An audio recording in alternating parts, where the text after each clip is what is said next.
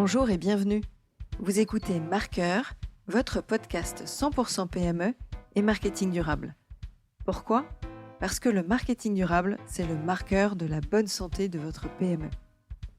Je m'appelle Diane Cantan et je vous propose de vous évader dans cet épisode avec un invité où nous évoquerons sa vision du marketing durable et sa vision de l'avenir des entreprises liées aux enjeux RSE.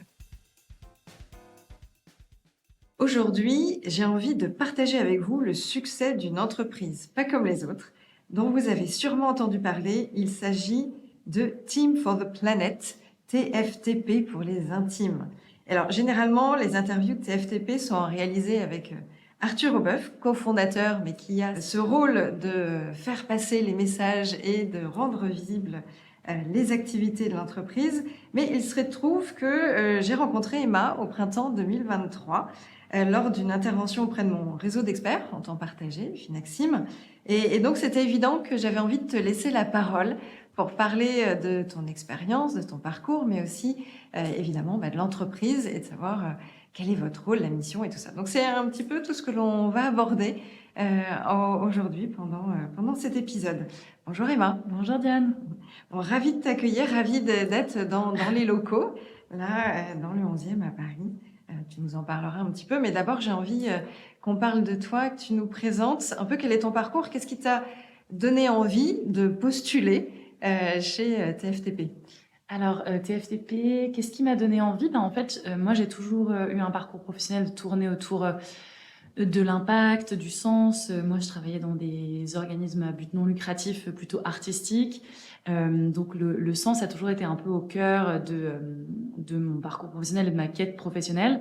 Mais c'est vrai que le sujet du climat, avec les années qu'on a traversées, ça a été un sujet de plus en plus central dans les conversations, dans les médias. Et donc, quand on travaille dans un sujet de sens, on est amené à se poser la question de est-ce que c'est là où je suis le plus utile pour la société que j'ai envie de voir advenir ? Et même si la culture est un levier, je pense, gigantesque pour la transformation de nos sociétés, c'est vrai que le sujet du climat m'appelait.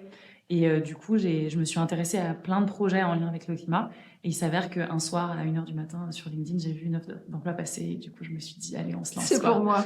Voilà. Il faut que je tente et ça a fonctionné. Ouais, ça a fonctionné. Et alors, du coup, quelle est ta mission là aujourd'hui ? C'est quoi ton rôle ? Alors, c'est une mission qui est un peu nouvelle, comme je te disais, et qui a beaucoup évolué parce que quand on est dans une petite entreprise, moi, je suis arrivée, j'étais la 3e salariée d'entreprise. Génial. Et en fait, la mission a beaucoup évolué. Moi, je suis aujourd'hui directrice des grands investisseurs, ce qui recoupe une réalité qui est un petit peu différente de quand on est arrivé. Mais pour la faire courte et simple, moi, je m'occupe aujourd'hui de fédérer nos plus grands investisseurs actuels, donc qui sont au nombre de 5. C'est un peu le club des 5. De les fidéliser, de les fédérer et de faire en sorte que ce soit des beaux ambassadeurs pour le projet, parce qu'il n'y a rien de mieux pour un projet que d'avoir des ambassadeurs qui ont investi, qui se mobilisent et qui engagent aussi d'autres personnes. Et mon rôle, c'est aussi d'aller en trouver des nouveaux, donc de faire le club des 6, le club des 7, le club des 10, voilà. Et donc ça, c'est mon rôle, parce qu'on a besoin, dans un projet comme Team for the Planet, d'avoir à la fois beaucoup d'investisseurs et d'associés qui investissent des tout petits montants, parce que ça a beaucoup de sens et c'est extrêmement puissant. Mais on a aussi besoin forcément d'avoir des investisseurs et des associés qui ont la capacité de faire un effet de levier, en fait. Et donc, ils vont investir plusieurs millions. Donc, voilà, c'est ça mon périmètre. Et en l'occurrence, maintenant, on a bien identifié qui ils étaient. C'est surtout des entreprises familiales, des holdings familiales ou des entreprises qui sont encore détenues par des entrepreneurs ou des entrepreneuses qui ont les rênes de leur entreprise et qui ont envie d'impulser quelque chose aussi dans une logique de transmission. De se dire, voilà, moi j'ai créé cette entreprise et j'ai envie qu'elle s'empare du sujet du climat. Et donc, du coup, je veux me positionner de manière significative dans Team for the Planet. Alors, tu parles déjà d'associés, de financement, un peu de l'ensemble de ces points-là. Finalement, Team for the Planet, c'était Time for the Planet avant, création 2019. Maintenant, vous êtes une dizaine, douzaine, quinzaine bientôt de collaborateurs. Quelle est la réelle vocation ? Alors, la vocation de Team for the Planet, c'est d'identifier, de financer et d'accélérer des innovations qui luttent à grande échelle contre le dérèglement climatique. Donc, et de faire ça en rassemblant toute la société civile. Donc, de partir sur un modèle de ce qu'on pourrait appeler dans les termes techniques du crowd equity, c'est-à-dire qu'en fait, on va proposer à tout un chacun de devenir actionnaire de Team for the Planet à partir de 1 euro. Il faut avoir 18 ans et habiter dans n'importe quel pays du monde, à part les États-Unis, parce qu'on n'est pas habilité à recevoir des investissements des États-Unis, mais sinon, tout le reste du monde, ça marche. Et voilà, donc du coup, c'est ces 3 choses qu'on fait, et de le faire avec toute la société civile, parce qu'en fait, on a vraiment la conviction que le climat doit être un sujet dont tout le monde doit et peut s'emparer, et que l'investissement est un levier surpuissant pour décarboner à grande échelle. Voilà. Donc, quel type d'innovation on peut financer? Parce qu'on imagine qu'il y en a plein. Juste de nous expliquer un peu quel est le schéma de fonctionnement. Ouais, alors en fait, nous, on a une thèse d'investissement, hein, comme dans un fonds d'investissement un peu plus traditionnel. La thèse d'investissement, elle se focalise déjà sur une métrique, c'est le CO2. C'est-à-dire qu'on ne va pas intervenir sur le plastique, la biodiversité, sur d'autres limites planétaires qui sont absolument fondamentales. Hein. Ça, c'est un parti pris. Mais ça, c'est un parti pris. On se focalise sur le CO2. Et après, notre thèse d'investissement repose sur les 5 secteurs les plus émetteurs de gaz à effet de serre d'après les rapports du GIEC.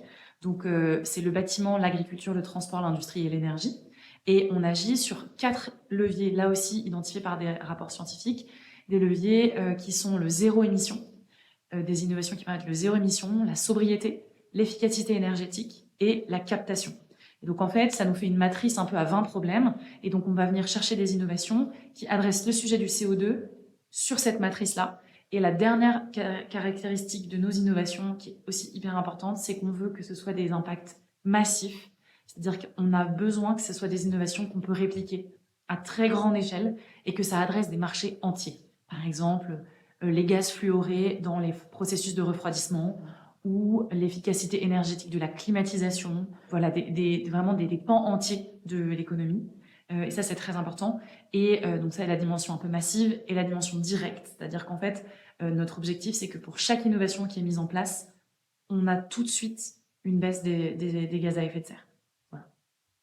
C'est les partis pris. C'est les partis pris et c'est la thèse, parce qu'en fait, on a vraiment cette conviction que si on veut faire trop de choses, on les fait mal, et on a vraiment envie d'avoir un focus qui est très clair, aussi pour améliorer la lisibilité et faire en sorte que tout le monde sache qu'est-ce qu'on fait en fait. Oui, alors tu parlais justement de gaz réfrigérant, de climatiseurs, climatisation de manière globale. C'est sûr qu'on a vécu un été particulièrement chaud, Ouais. là en France ou sur d'autres pays, et puis ça va pas aller en s'améliorant.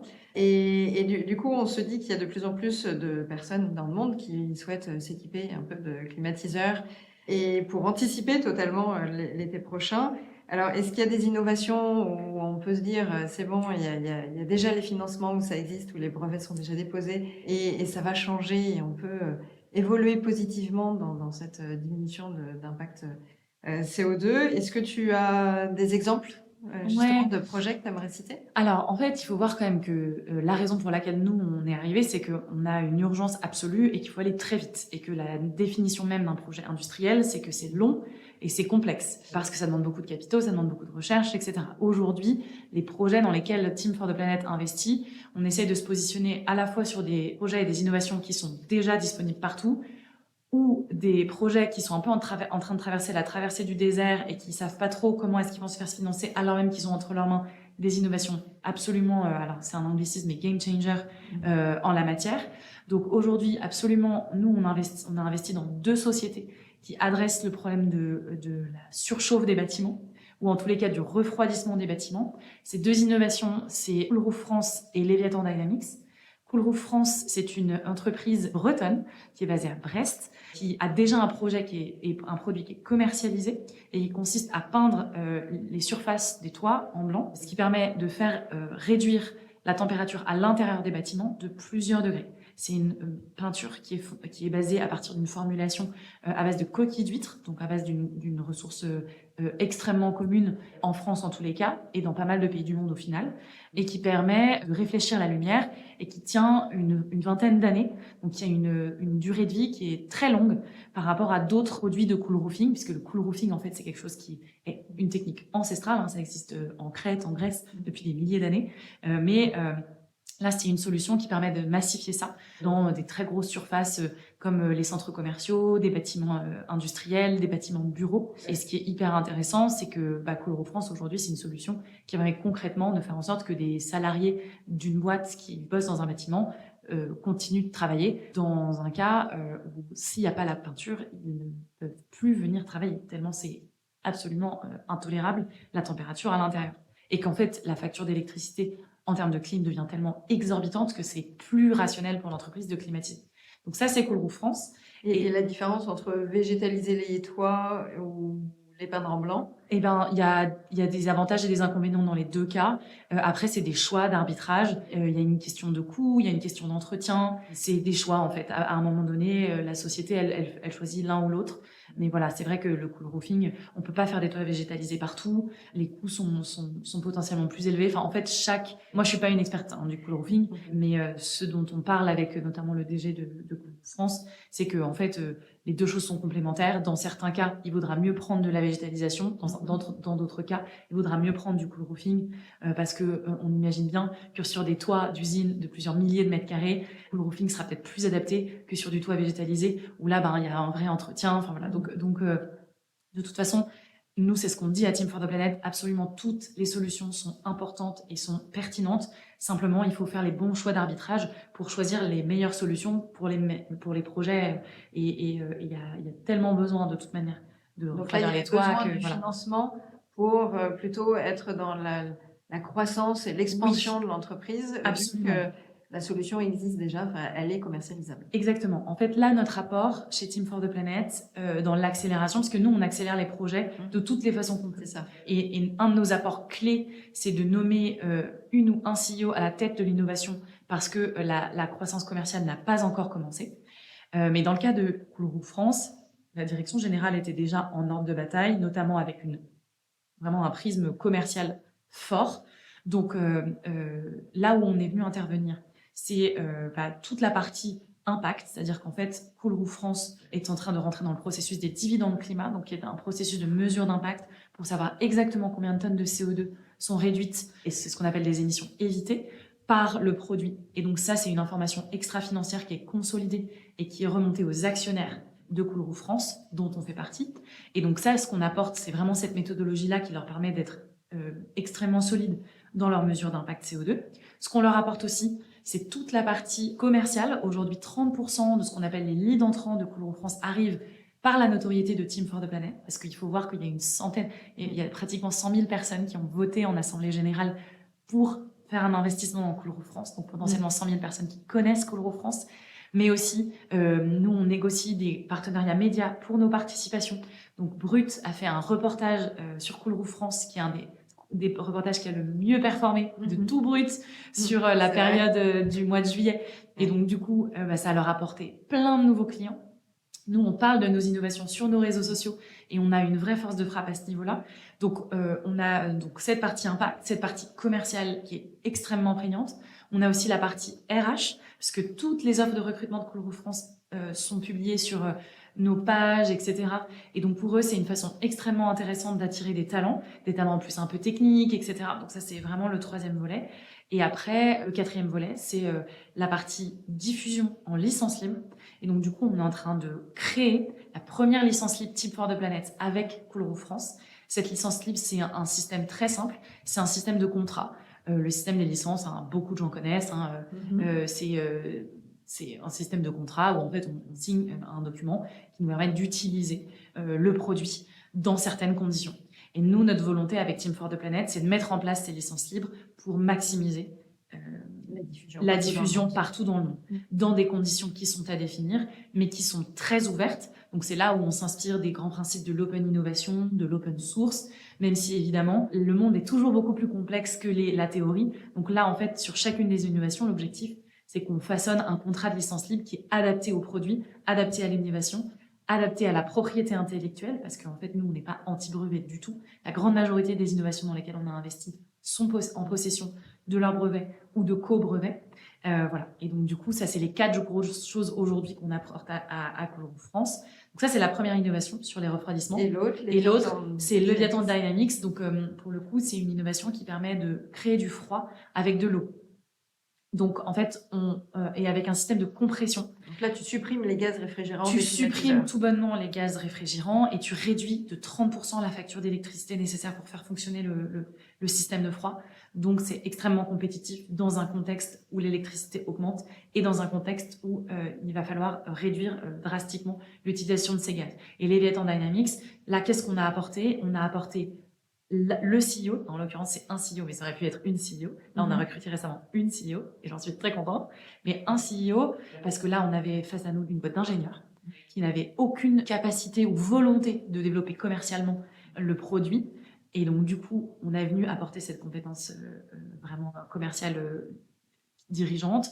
On a rapporté évidemment la partie commerciale parce qu'en fait, il y a des clients qui arrivent pour tester des prototypes grâce à Team for the Planet. On a la partie RH aussi où on recrute sur nos pages et donc ça leur apporte beaucoup. Et on a la partie impact des dividendes climat aussi. Justement, tu parles des dividendes climat. Là, on est complètement dans un schéma à l'opposé, je dirais, d'une entreprise classique avec les dividendes financiers au niveau des actionnaires. Voilà, est-ce que tu peux nous en parler davantage? Alors, je dirais pas que c'est à opposer. En fait, simplement, c'est une autre façon de voir la valeur. C'est-à-dire que nous, on a vraiment cette ambition chez Team for the Planet de se poser la question de qu'est-ce qui fait la valeur d'un actif? Est-ce que c'est uniquement des métriques financières? Est-ce que c'est aussi des métriques climat? Est-ce que c'est même des métriques sociales et sociétales? Nous, on a un peu envie de se dire aujourd'hui, la valeur, on voit bien qu'elle est très monofocalisée. Elle est focalisée sur les flux financiers, les cash flows, la solidité d'un portefeuille, etc. Mais est-ce qu'on ne peut pas réfléchir à la valeur différemment? Et le dividende climat, il va venir poser cette question-là d'une façon extrêmement simple. C'est de dire une entreprise qui va avoir une bonne santé financière, certes, mais qui va aussi développer un produit ou un service qui est paramétré de A jusqu'à Z pour lutter à grande échelle contre le dérèglement climatique. Pourquoi est-ce qu'on ne pourrait pas valoriser ce qu'on appelle des tonnes de CO2 évitées auprès des actionnaires? Et du coup, l'actionnaire, il se retrouve avec du dividende financier et du dividende climat. Et potentiellement même un dividende sociétal à terme. Et de se dire aujourd'hui, la triple comptabilité, c'est des choses qui ont été théorisées, rethéorisées, enfin c'est pas du tout nouveau. Et l'idée, c'est de se dire, un actif, il va avoir 3 pieds. Un pied financier, un pied climat, un pied social. Voilà. Donc ça, c'est vraiment la grande conception et le projet des dividendes climat. Aujourd'hui, c'est une association qui est pilotée par une personne qui s'appelle Laura Bollier et qui est présidée par Brune Porsson, l'ancienne secrétaire d'État à l'écologie, qui aujourd'hui est directrice RSE du groupe Accor, et qui est aussi, dans le board, il y a l'ADEME, il y a plein d'acteurs. Et donc, ces dividendes climat ont cette fonction-là. Et dans Team for the Planet, la façon dont on utilise les dividendes climat, c'est que nous, pour le coup, on a envie que nos actions aient uniquement une valeur climat et une valeur carbone. Parce que donc d'ailleurs, le dividende climat, c'est une valeur climat, mais surtout une valeur carbone. C'est les tonnes de CO2 équivalentes évitées. Et donc, du coup, aujourd'hui, nos actionnaires, ils ont la vocation à investir. Ensuite, au bout de 7 ans, s'offrent à eux 3 possibilités. Soit ils restent dans le capital, soit ils sortent du capital en revendant leurs actions à d'autres personnes qui voudraient rentrer, soit ils récupèrent leurs actions un pour un. Et nous, notre vocation, c'est de se dire, en revanche, pendant toute la durée où ils seront restés dans le capital de Team for the Planet, ils percevront des dividendes climat, qui est en fait une sorte de boussole carbone qui leur dit, voilà, ton argent, que tu as mis 10 euros ou 10 millions d'euros, il a permis de réduire X kilos, X tonnes, X dizaines, X centaines de tonnes de CO2. Parce qu'en fait, aujourd'hui, l'argent a un pouvoir gigantesque et a un rôle gigantesque à jouer dans la décarbonation. Et je pense que c'est aussi notre travail en tant que Team for the Planet, de faire ce travail-là de sensibilisation sur, bien sûr, que ton argent, même avec 10 euros, même avec 100 euros, a un rôle à jouer dans la décarbonation. Donc là, tu es en train d'inciter tous ceux qui nous écoutent à se dire il faut que je devienne actionnaire à titre individuel, à titre entreprise. Ouais. Est-ce que de manière plus globale, tu penses que ça peut aussi inciter ou inspirer des DG qui nous écouteraient en disant tiens, et effectivement, est-ce que je peux proposer au sein de mon entreprise, au-delà de dividendes financiers, d'avoir aussi une part de dividende climat ou, comme tu le citais, le 3e pilier du tabouret, le dividende social, de voir comment l'intégrer. Bien sûr. En fait, n'importe quel dirigeant ou dirigeante d'entreprise peut se dire à un moment donné, moi, j'ai envie que mon entreprise rentre dans une logique de contribution. On parle beaucoup de l'entreprise régénérative, l'entreprise contributive. Contribuer à dédier une partie de son capital à un fonds, à un projet qui mesure et qui contribue réellement à la décarbonation, etc., ça a beaucoup de sens, en fait, parce que c'est aujourd'hui, là encore, où est la valeur d'une entreprise?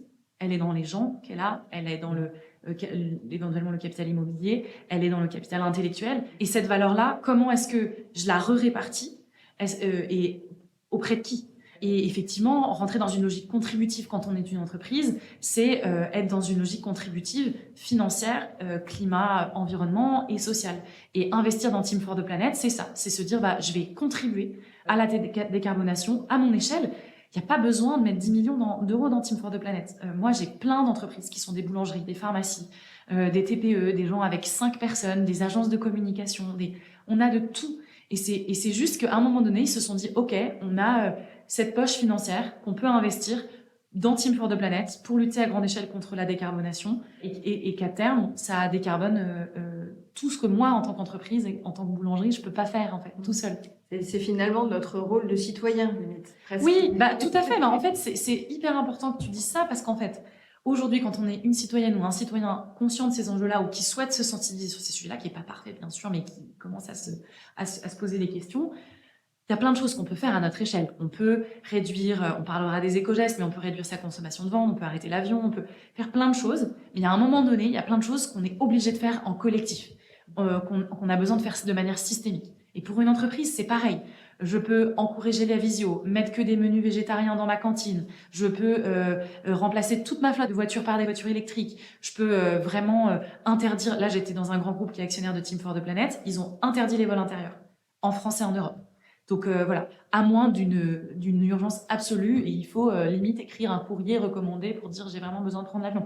Il y a plein de choses qu'on peut faire en tant qu'entreprise, sensibiliser ses collaborateurs, faire des fresques du climat. Il y a des milliards de choses qu'on peut faire. Mais il y a plein de choses qu'on peut pas faire seul. Moi, si je suis, je prends un exemple un peu caricatural, mais moi, si je suis un petit stand vente de guacamole à Paris, la manière de décarboner, ça va être de dire à tout mon staff de venir à pied ou à vélo, de financer des vélos électriques si besoin. Ça va être de prendre des avocats qui poussent en Espagne plutôt que de les acheter au Pérou, de se dire, je vais prendre que des produits bio, de l'huile d'olive locale, etc., machin. Mais à un moment donné, les avocats, il faut bien qu'ils viennent d'Espagne. Donc, il faut qu'ils viennent en camion. Sauf que moi, dans ma petite échoppe de guacamole, mon job, c'est pas de décarboner la flotte de la plus grosse entreprise de camions d'Europe. Enfin, je peux pas faire ça tout seul. À un moment donné, il faut que je prenne potentiellement de l'argent et que une partie de la valeur que je crée, elle soit investie dans un fonds qui va le faire à ma place et qui, on l'espère très fort, d'ici 10 ans, aura permis de faire émerger des systèmes de batteries, de véhicules électriques pour des très grosses charges et qui, du coup, fera que quand j'achèterai mes avocats, ils seront transportés par des camions électriques ou ils viendront par voie fluviale ou on aura développé une façon de faire pousser des avocats en France. Enfin, bon, voilà. C'est un peu caricatural et évidemment... l'avocat, c'est un légume un peu problématique potentiellement parce que ça consomme beaucoup d'eau, etc. Potentiellement, il faut juste faire du houmous et plus du guacamole. Mais c'est juste pour donner un exemple, c'est-à-dire que n'importe quelle structure, à un moment donné, a besoin de rentrer dans une logique collective, systémique, de coopération. Voilà. Voir les choses un peu différemment aussi. Oui. Et alors, quelles sont les ambitions potentiellement, là, bientôt 25 millions d'euros récupérés. Ouais. C'est quoi les futurs L'ambition, elle est très grande depuis le départ de Team for the Planet parce que nous, on a vraiment le sentiment que c'est ça qui enthousiasme les gens, c'est de donner un peu la lune et les étoiles à viser. Donc ça, cette ambition, elle est forte depuis le départ. C'est 100 innovations, 1 milliard d'euros levés d'ici 2030. Ça, c'est l'ambition qui a été posée au départ du projet. Simplement, en fait, on se rend compte en marchant qu'on fait des choses déjà extraordinaires en ayant levé 25 millions, en ayant rassemblé 120 000 personnes. En fait, l'ambition, elle est triple, en fait. Elle est de continuer d'accélérer, d'aller vers ces 100 innovations, mais aussi, elle est de continuer d'accélérer très fort les boîtes qui sont dans le portefeuille et de faire en sorte que chacune des boîtes se développe, fonctionne, etc. très fort et très vite. Donc, voilà, c'est à la fois continuer de marcher et même de courir sur le chemin, mais là, avec les 9 sociétés qu'on a dans le portefeuille, de faire avec ce qu'on a et on se rend compte que voilà, il n'y a pas forcément besoin d'investir des dizaines de millions pour avoir déjà un impact gigantesque. On est déjà le plus grand mouvement dédié au climat en Europe, on est la plus grosse page LinkedIn en France, on a des rendez-vous avec des ministres, avec la première ministre, enfin, en fait...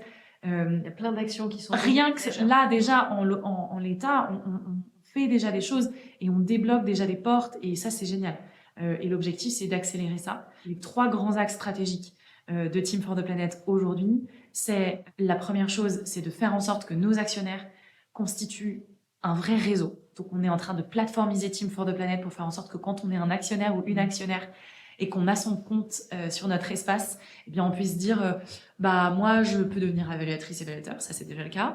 Moi, je peux organiser un événement parce que je vais à Lollapalooza ou à Arc-en-Ciel et j'organise un stand pour Team for the Planet. Et ça, c'est des actionnaires qui le font déjà. Et de continuer de fédérer nos actionnaires autour de ça, mais aussi de dire, en fait, mon oncle, c'est le directeur ou la directrice générale ma tante, c'est la directrice générale d'un des plus grands groupes du CAC 40. Je peux organiser un rendez-vous et que ce soit possible moi, je travaille dans une entreprise qui fait des climatisations. Donc, je peux vous organiser un rendez-vous avec la personne qui est en charge des achats ou en charge de l'innovation. Et que tout ça, en fait, on fédère les actionnaires qui sont associés autour de les incapaciter, de les incapaciter autour de ça et de faire des mises en réseau qu'aujourd'hui, aucun fonds d'investissement ne peut faire. Enfin, personne n'a 120 000... C'est la force du réseau, et là, on en vient un peu à un esprit marketing, finalement. Complètement. Ça, c'est le premier truc. Le deuxième truc, c'est se solidifier sur nos participations, les accélérer, faire en sorte qu'elles réussissent à fond et faire en sorte que ce modèle-là, on puisse le dupliquer. Et le troisième axe, c'est l'international, faire en sorte qu'on puisse commencer à avoir des participations en Angleterre, en Allemagne, etc. Et voilà, sachant qu'on a déjà des actionnaires dans 90 pays du monde, ce qui est quand même pas rien. C'est déjà super. Mais voilà, l'idée, c'est de pouvoir dupliquer le modèle en étant bien solide sur le réseau et sur nos participations, parce que c'est le cœur du réacteur. Alors justement, on abordait un tout petit peu le marketing. Pour toi, en quoi le marketing peut avoir une influence positive dans ces projets de durabilité, de côté positif pour la planète? Moi, si je prends l'exemple de Team for the Planet, clairement, et de nos participations vont avoir besoin de rockstars du marketing pour faire adopter la machine Leviathan Dynamics, les peintures Cool Roof, et même après d'autres projets autour de la captation du CO2, etc. On va avoir besoin de gens qui sont très, très, très bons en vente, en marketing, en message, que ce soit du B2B ou du B2C, pour faire adopter ces projets et ces produits et ces innovations. Donc voilà, il va y avoir besoin d'entreprises en hyper-croissance. Ces entreprises vont avoir besoin d'être en hyper-croissance si on va avoir une chance de vivre dans un monde qui n'est pas totalement apocalyptique. Donc ça, c'est le premier rôle. C'est un rôle très classique OK, ce produit-là, il est absolument game changer. Il faut qu'il y ait des rockstars du marketing qui s'en emparent et qui en fassent le produit dont tout le monde peut s'emparer. Et après, le rôle du marketing et de la publicité au sens large, ils ont un rôle énorme sur ce qu'on appelle les nouveaux imaginaires. C'est-à-dire qu'aujourd'hui, par exemple, il y a une marque que moi j'adore qui s'appelle 900 Care, qui est en fait une marque de produits de beauté sans emballage. C'est-à-dire que c'est pas du shampoing solide. C'est en fait, tu commandes ta box, c'est que des couleurs ultra flash, hyper jolies, etc. Et en fait, on te livre ta box avec ta bouteille de shampoing que tu garderas toute ta vie, ta bouteille de déo que tu garderas toute ta vie, ta petite pompe à savon pour les mains que tu garderas toute ta vie.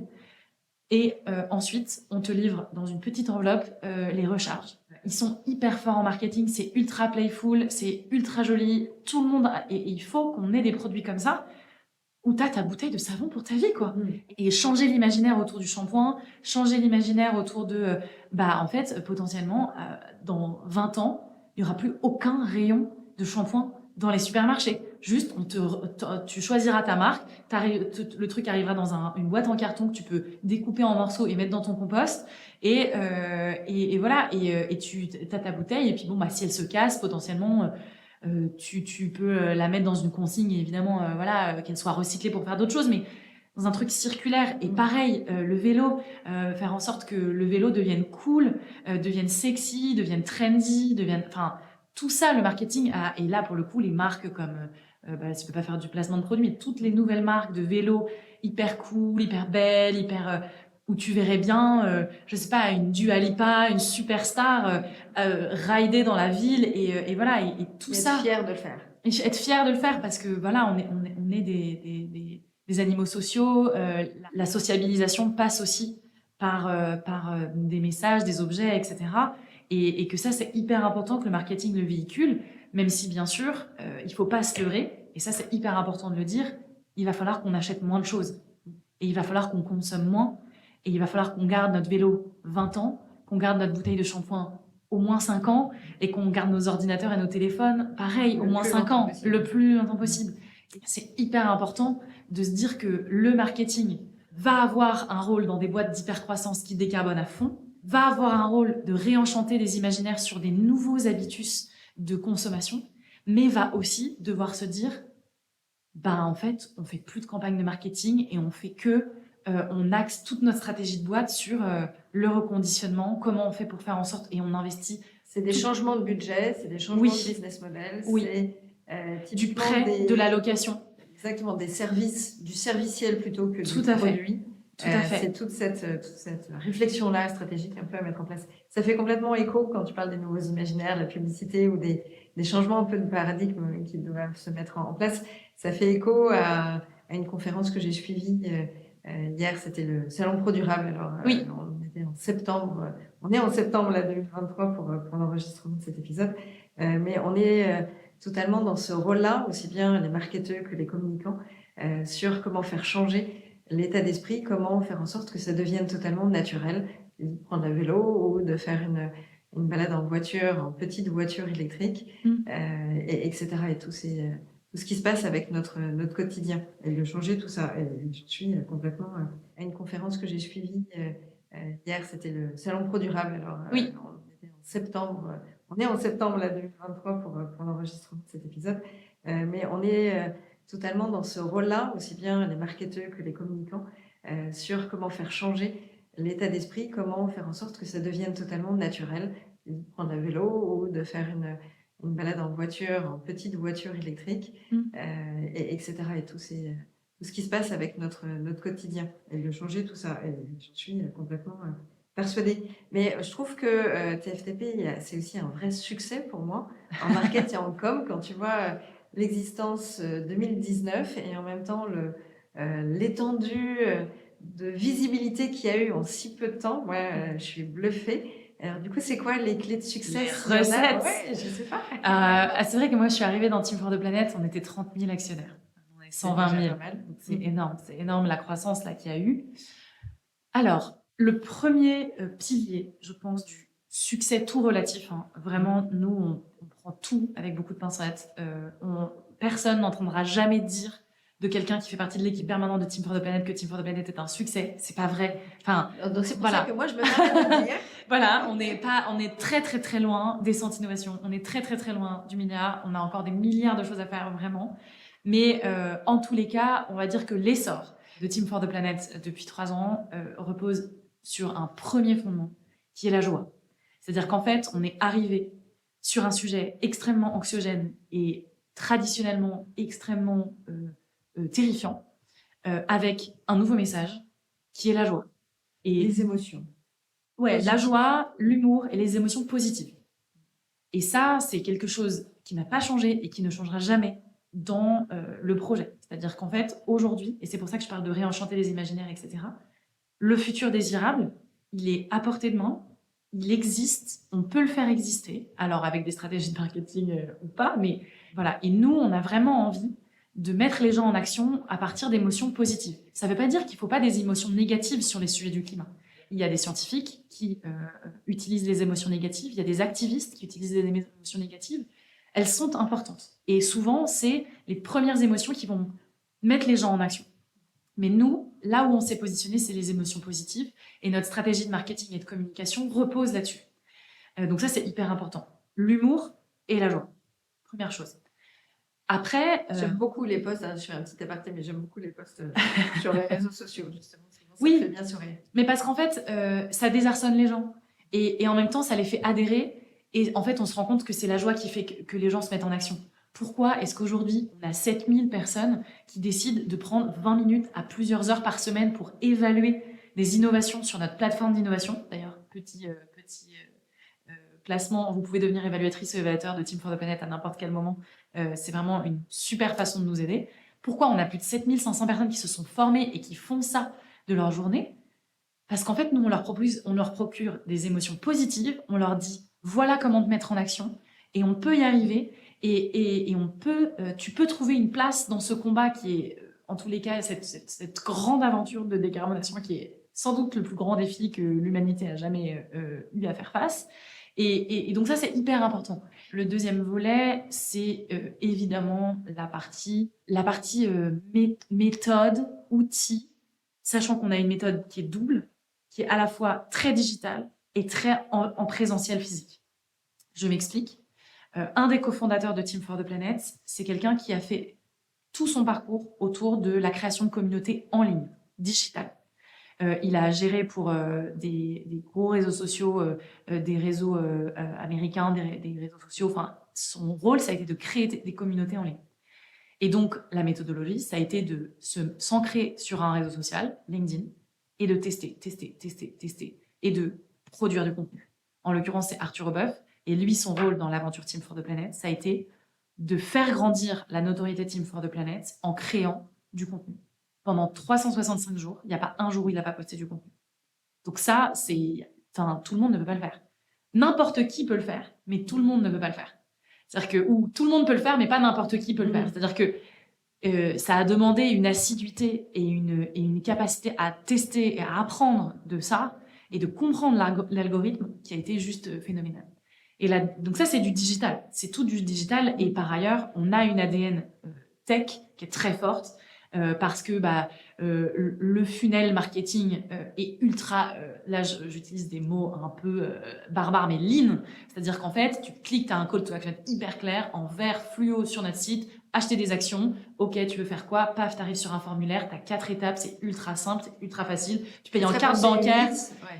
Voilà, c'est UX et UI. C'est UX et UI ultra puissante et la méthode offline digitale et c'est voilà, pour faire ultra simple, Team for the Planet, c'est comment on utilise la tech au service du climat. Vraiment, si on fait ultra schématique, c'est ça. Et donc du coup, donc la partie réseau, elle est hyper importante, la partie UX et UI, elle est ultra puissante et importante. Et c'est comme ça, en fait, qu'on a des dizaines de milliers de personnes qui sont devenues actionnaires de Team for the Planet en quelques jours. Voilà. Ce qui est génial. Voilà. Et parce que après, on a une gestion de la donnée qui est ultra aussi structurée. Et parce qu'en fait, on achète des actions de Team for the Planet comme on achèterait un truc sur une plateforme en ligne dont je donnerai pas le nom, mais voilà, comme un truc hyper facile, quoi. La signature se fait en ligne, enfin, tout est en ligne. Donc ça, c'est le premier pilier. Le pilier très tech, très digital. Tout est fluide, simple. Voilà, et on est tout le temps en train d'optimiser ces trucs-là. Avec des emojis, des images, des trucs, enfin voilà. Et voilà, c'est aussi hyper intéressant, enfin le marketing cognitif.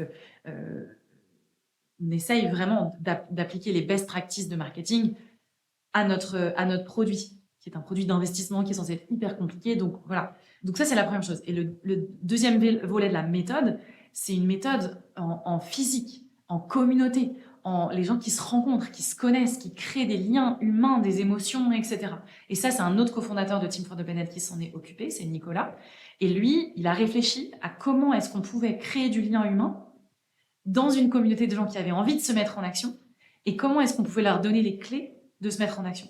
Et ça, c'est quelque chose d'hyper puissant parce qu'on passe sur le volet des émotions. Alors, comme je le disais, le premier pilier, la joie et l'humour, crée des émotions, offline et en digital. Mais c'est vrai que la communauté aujourd'hui de Team for the Planet, d'ailleurs là encore, vous pouvez rentrer dans la galaxie de l'action en vous formant. Il y a des formations organisées toutes les semaines pour rejoindre cette communauté géniale de gens joyeux et plein d'humour.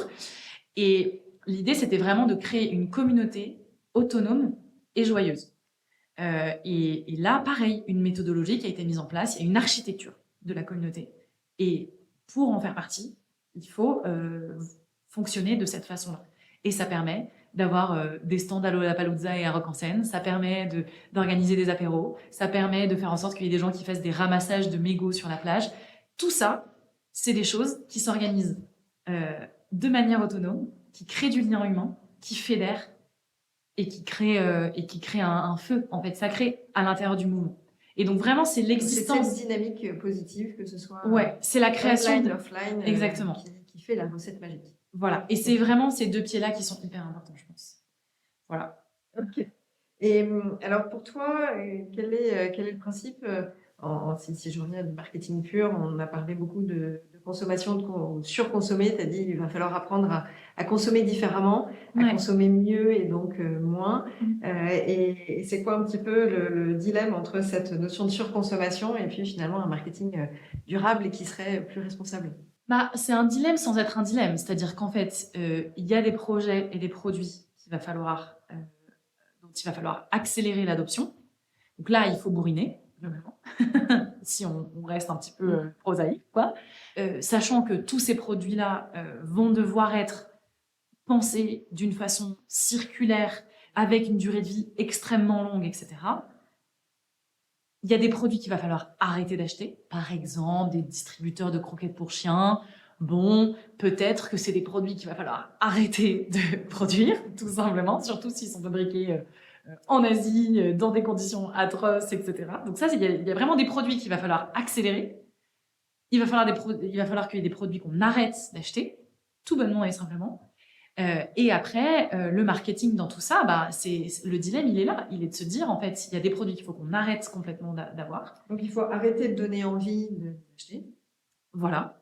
Il faut de donner susciter ce besoin qui exactement, finalement n'existe et qui en n'est plus pas nécessaire, n'est pas utile. n'est pas nécessaire, n'est pas utile. Et il faut que 100% des produits qu'on encourage à acheter sont des produits qui sont conçus avec la seule volonté qu'on n'en achète pas un deuxième tout de suite. Patagonia, don't buy this jacket. C'est vraiment ça. Et vraiment, L'idée, c'est la veste à vie la veste à vie, que je retransmets. voilà. Et le modèle et après le marketing. Et donc là, on parle d'objets, de matérialité, mais après, c'est comment est-ce que tu promeus des nouvelles façons de consommer, à savoir, viens louer ta tente parce que tu fais ta semaine de camping chez Decathlon. Comment des grandes campagnes de marketing vont faire changer les usages d'un modèle de la propriété à un modèle de l'usage. Et ça, c'est pas moi qui le dis, c'est pas Team for the Planet qui le dit du tout. C'est les tonnes et les tonnes, les grandes tendances, etc. Et c'est très impressionnant de voir comment, effectivement, des grandes marques de sportswear, des grandes marques de luxe aussi, rentrent dans une modalité, la location de l'usage et plus de la propriété. Et ça, c'est très enthousiasmant. Mais le marketing a clairement un rôle à jouer. Donc, quand on parle d'objet, le marketing a un rôle à jouer. Et quand on parle d'usage, le marketing a un rôle à jouer aussi. Donc un bel avenir pour les marketeurs. Oui. Le tout est d'en prendre conscience ou également de faire en sorte que les directions donnent le ça, c'est sûr. le bon angle, les bonnes tendances. Donc, c'est à savoir, est-ce que c'est les marketeurs qui nous écoutent, qui doivent être suffisamment convaincants auprès des CODIR, COMEX pour faire changer les choses, ou est-ce que ce sont les dirigeants qui nous écoutent et qui se disent attends, là il va falloir changer un peu les choses et que j'accepte que pendant quelques temps, quelques mois, 1 ou 2 ans, on soit dans une sorte de chamboulement, de modification du système qui fait que oui, on ne sera pas en hyper croissance, on sera sur un changement de croissance. Bottom-up, en tous les cas, je ne sais pas d'où ça peut venir, ça peut être bottom-up ou top-down, mais en tous les cas, c'est sûr que la clé, c'est de se former, de comprendre, faire une fresque du climat, faire un atelier d'automne, comprendre quels sont les leviers à titre individuel, à titre de l'entreprise, comment est-ce que moi, j'agis à mon échelle, mais aussi, comme on le disait, de manière collective et systémique. Et après, comment, du coup, effectivement, j'adapte mon entreprise à ça, parce que voilà, il y a des choses qui vont vraisemblablement disparaître, mais c'est pas grave parce qu'en fait, on se transforme, on évolue, et il y a des entreprises, mais comme au moment où le disque vinyle est devenu un disque CD-ROM, puis est devenu un fichier MP3. Enfin, en fait, les entreprises ont connu l'arrivée de l'appareil photo numérique et que exactement. Kodak l'avait dans ses tiroirs et qu'ils n'ont pas voulu changer leur business model. Exactement, c'est comme l'arrivée d'Internet qui a le marketing digital. Moi, c'est drôle parce que je parle avec beaucoup de directeurs marketing. Enfin, j'ai beaucoup discuté avec des directeurs marketing dans mes fonctions et ils me disaient, c'est marrant parce que le sujet du climat, j'ai un peu l'impression, c'était un directeur marketing qui me disait ça, j'ai un peu l'impression que c'est comme l'arrivée d'Internet et du digital dans un service. Et que tout le monde est un peu en mode, oh là là, mais comment on va faire?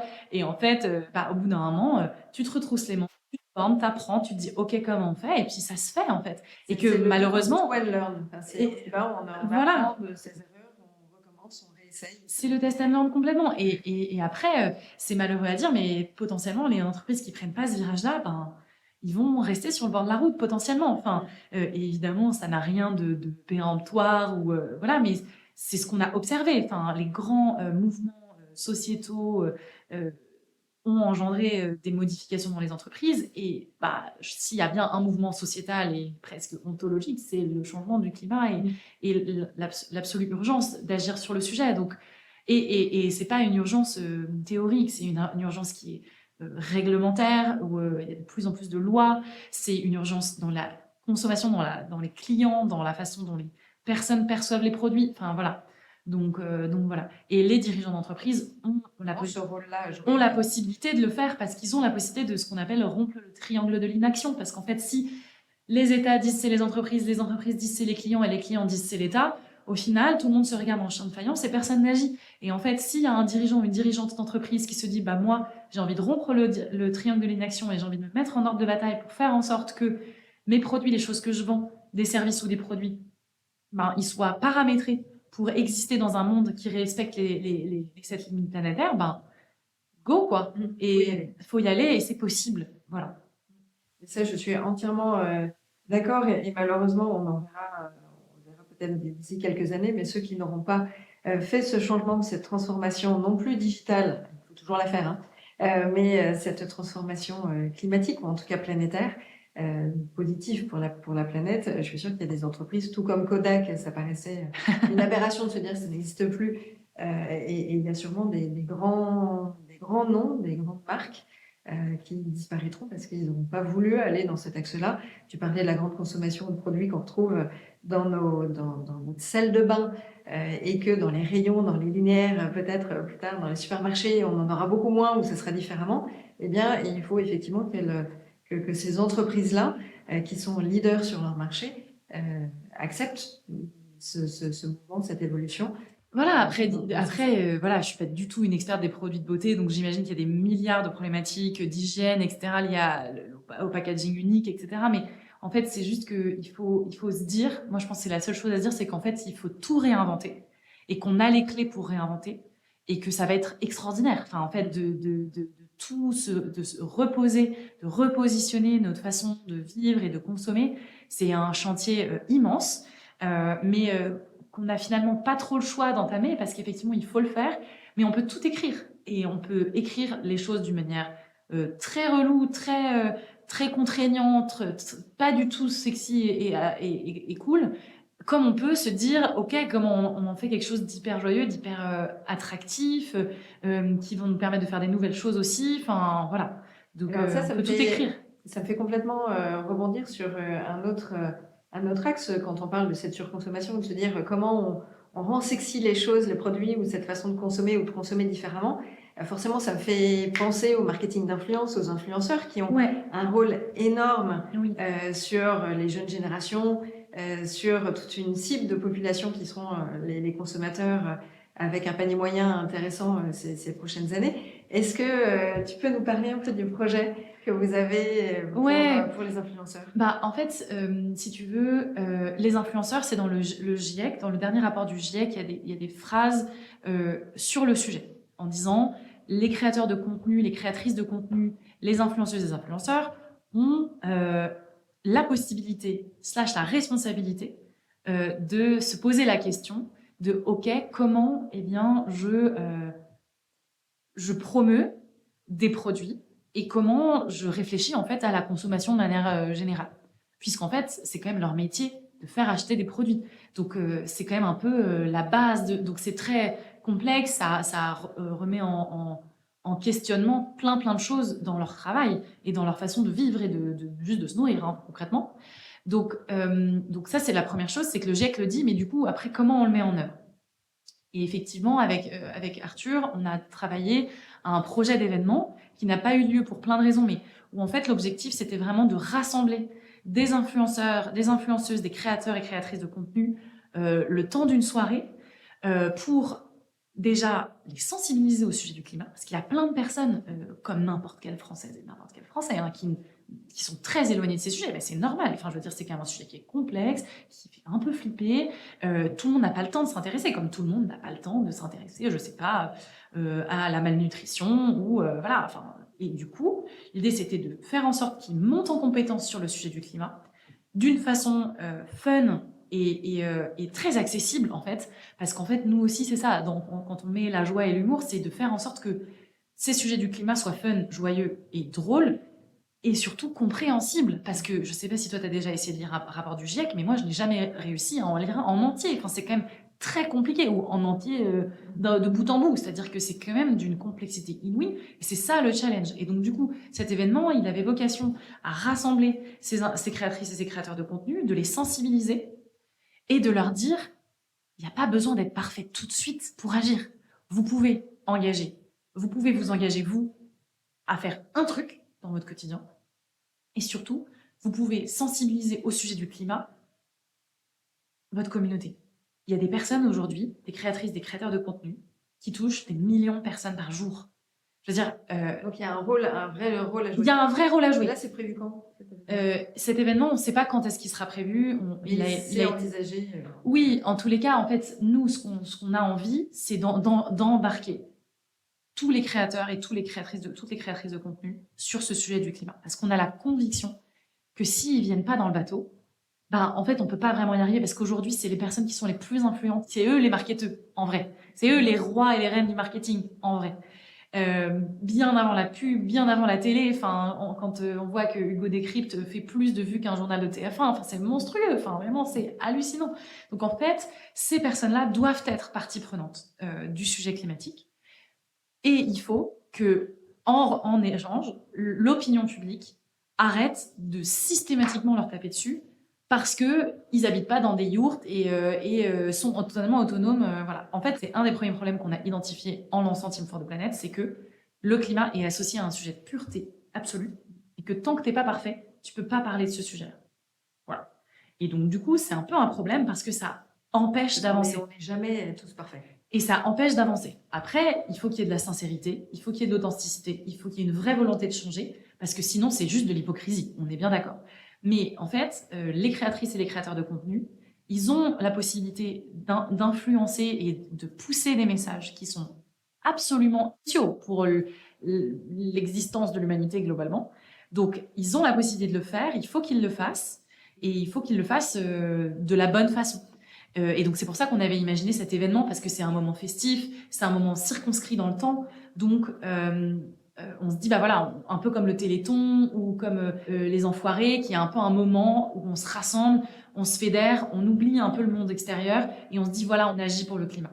Et voilà, et après, il y aura peut-être d'autres contenus à imaginer. Je sais qu'il y a des salons qui imaginent des parcours influenceurs pour les emmener voir un certain nombre de solutions, les enthousiasmer sur ce sujet. Je sais que là, les Pépites Vertes, ils ont créé une charte de l'influence responsable. Enfin, il y a plein de façons, en fait, de gérer ce sujet de l'influence. Mais ce qui est sûr, c'est qu'il faut absolument embarquer tous les influenceurs, toutes les créatrices et les créateurs de contenu, même ceux qui sont plus mainstream, même ceux qui sont éloignés de ces sujets et qui, dans leur verticale éditoriale, n'ont pas le sujet du climat. Il faut que même des personnes qui sont spécialisées sur les sujets lifestyle, sur les sujets beauté, sur les sujets, s'emparent de ces sujets-là et se disent, je vais pas du jour au lendemain arrêter de bosser avec certaines marques, mais en revanche, de temps en temps, je vais proposer à ma communauté d'aller à tel événement hyper cool qui va leur permettre d'être sensibilisés sur ces sujets-là. Je vais leur proposer des featuring avec des personnalités ultra inspirantes qui parlent de ces sujets-là. Enfin, voilà. Est-ce qu'il y a d'autres choses que tu aimerais rajouter sur les actualités TFTP? Non, je pense que là, notre grosse actualité, c'est qu'on va essayer d'embarquer les entreprises de manière massive. Aujourd'hui, il y a 120 000 actionnaires Team for the Planet et il y en a 3 000 qui sont des entreprises. Et là, l'objectif, c'est qu'on ait, d'ici la fin de l'année, 10 000 entreprises qui deviennent actionnaires de Team for the Planet. Gros challenge. Gros challenge. Là, on est en train de monter une opération sur le sujet. Stay tuned, comme on dit. Mais voilà, la grosse actualité, c'est ça. Et c'est de se dire, en fait, il n'y a pas besoin d'être une grande multinationale pour mettre 1 000 € dans Team for the Planet. 1 000 € pour une entreprise, même pour un freelance qui marche bien, ça coûte rien et c'est extrêmement puissant. Et surtout, en fait, l'idée, c'est vraiment de montrer que les entreprises se mobilisent pour la transition et les entreprises de toutes les tailles. Et que, voilà, il n'y a pas besoin d'être un membre du CAC 40 pour agir. Et c'est hyper important que les citoyens et les citoyennes l'ont compris. Je peux investir 10 balles dans Team for the Planet, mais c'est hyper important que les entreprises de toutes les tailles le comprennent aussi. et qui se mettent dans cette logique de contribution. Donc ça, c'est la grosse actualité. Et voilà, la fin de l'année va être extrêmement tournée sur ces sujets-là et j'espère que ce sera un succès parce qu'on a vraiment besoin des entreprises pour engager la transition et des entreprises de tous les secteurs et de toutes les tailles. Ok, good. Top. On va apporter maintenant la deuxième partie un petit peu qui est plus proche du podcast Marqueur sur les questions que j'ai l'habitude de poser à mes invités, notamment par rapport au nom que j'ai choisi, le Marqueur, autour du marketing durable, parce que je suis convaincue que le marketing durable est le marqueur de la bonne santé des entreprises. Et après, le marqueur avec le cœur, puisqu'on embarque les gens plus loin. Et du coup, forcément, on a des effets plus positifs. Qu'est-ce que ça t'inspire ? En fait, ça m'inspire simplement que nous, on a la conviction, en tous les cas chez Team for the Planet, et on le voit au quotidien, que de provoquer des émotions chez les gens, c'est ça en fait qui fait qu'il y a une adhésion, c'est ça qui a une mise en action. Donc clairement, en fait, il faut faire les choses avec le cœur. Alors avec le cœur, ça veut dire quoi ? Avec les émotions, mais avec de la sincérité.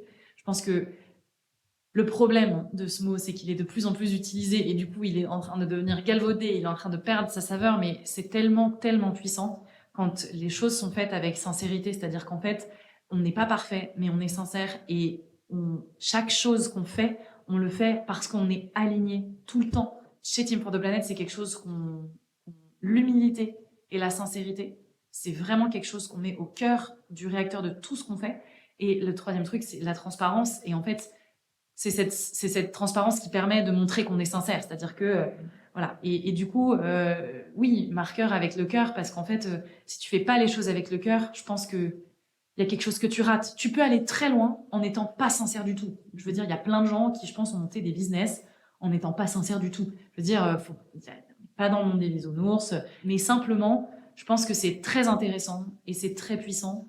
Et je pense que ça apporte un petit supplément d'âme aux entreprises qui font les choses avec sincérité, avec le cœur, parce que ça permet de créer des connexions et des liens qui n'ont pas de prix, en fait. Voilà, je pense. Belle réponse. Si j'aborde le côté de l'éco-geste, est-ce que toi, tu as un éco-geste perso, pro que tu aimerais partager ? Alors, l'éco-geste numéro 1, c'est l'éco-geste évident, c'est d'arrêter de prendre l'avion. En fait, l'éco-geste, c'est vraiment de se dire quel est moi, à mon échelle, l'impact que je peux avoir. Aujourd'hui, le geste qui a le plus d'impact, c'est d'arrêter de prendre l'avion. Voilà. Et après, c'est d'arrêter de manger de la viande rouge, voire de la viande. Et le troisième, c'est de faire en sorte d'être chauffé de manière la plus responsable possible. Et c'est le top 3. C'est ce que tu appliques, toi. C'est le top 3, bien sûr. Et les transports. C'est les transports avions et transports en commun. Et puis, plus de viande, ou en tous les cas, limiter très très fortement et arrêter complètement la viande rouge. Et puis, la manière de se déplacer et de se chauffer, c'est vraiment les 3 trucs. Et après, sur la partie corporate, et tout ça, c'est des choses qu'on peut apprendre en collectif, à titre individuel, mais aussi à titre de l'entreprise. Donc, pour moi, une entreprise qui fait faire une fresque du climat ou un atelier d'automne à ses équipes, c'est l'éco-geste numéro 1. Parce qu'en fait, tout commence par l'éducation. Tout commence par la sensibilisation. Et c'est des projets, des jeux qui prennent 3 heures et qui font gagner des semaines et des mois de réflexion personnelle. Tu apprends tout en 3 heures et ça, c'est vraiment hyper important, je pense. Les deux sont liés. Enfin, je suis d'accord avec toi. C'est important de faire le premier, mais c'est bien de ne pas s'arrêter juste à la fresque du climat et tout de suite de passer à l'action. Tout à fait. Individuelle ou pensée collectif avec cet atelier d'automne qui est génial. Qui est génial et surtout qu'en plus, quand on le fait dans le cadre de son entreprise, on peut tout de suite, à la fin, se dire, en tant qu'équipe, quelle action on met en place, etc. Et ça, c'est hyper important. Et puis, non, je pense que l'éducation, c'est la première chose parce qu'en fait, l'éducation, le premier truc, c'est les ordres de grandeur. Et à partir du moment où tu connais les ordres de grandeur, tu sais quels sont les éco-gestes qui comptent. L'éco-geste numéro 1 qui compte, c'est l'avion. Et alors, pour conclure, la question sur un invité auquel tu penserais pour un futur épisode de Marqueur. Eh bien, écoute, je te recommanderais chaudement une personne extraordinaire qui s'appelle Célia Ploncelin. C'est la cofondatrice d'un projet qui s'appelle Tomorrow, d'un podcast, d'un livre, mais également d'un livre sur les solutions, mais ils sont aussi en train de monter un film sur comment est-ce qu'on décarbone à grande échelle, etc. C'est une marketeuse de très grand talent. Cool. Donc, je pense qu'elle aura plein de choses à dire sur ces sujets. Génial, ça c'est une bonne idée. Voilà. Merci beaucoup Emma. Merci à toi. À très vite. À bientôt. Merci d'avoir écouté ce podcast Marqueur. J'espère que les propos de mon invité vous ont inspiré. Si vous avez apprécié ces échanges, n'hésitez pas à vous abonner à Marqueur et à liker l'épisode. À très vite.